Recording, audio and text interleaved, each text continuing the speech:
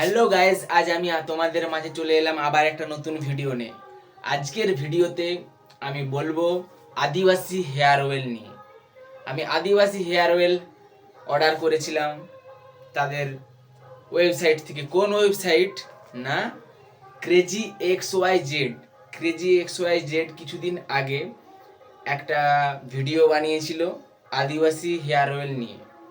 তো আমি সেই ভিডিও দেখে ভাবলাম যে দেখি এটা ফেক না রিয়েল।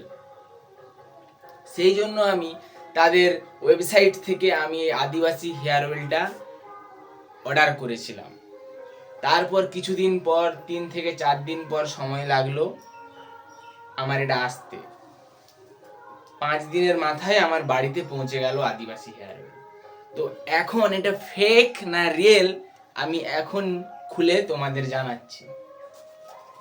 এই যে দেখো,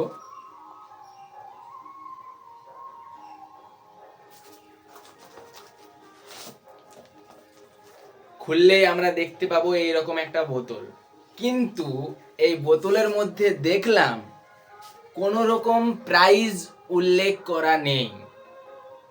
কিন্তু এখানে এখানে কিন্তু প্রাইসটা আমার উল্লেখ করা আছে 1499 টাকা। এখানে প্রাইসটা উল্লেখ করা আছে 1499। কিন্তু এই বোতলের মধ্যে কোনো রকম প্রাইস উল্লেখ করা নেই।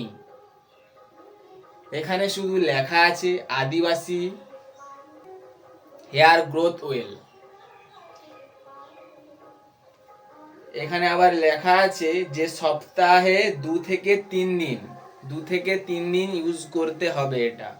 কিন্তু এখানে কোনো রকম প্রাইস উল্লেখ করা নেই। এই রকম 500-র একটা বোতল দিয়েছে। আর দেখলাম যে সিল খুলতে জাস্ট এইভাবে খুললাম। তো এটা আমি ইউজ করব 1 সপ্তাহ, দেখবো কি রেজাল্ট আসছে। এটা যে চুল উঠা বন্ধ হচ্ছে না গ্রোথ হচ্ছে চুলের, না কোনো রকম কোনো কাজেই দিচ্ছে না, সেটা তোমাদেরকে জানাবো আমি আপডেট দিয়ে।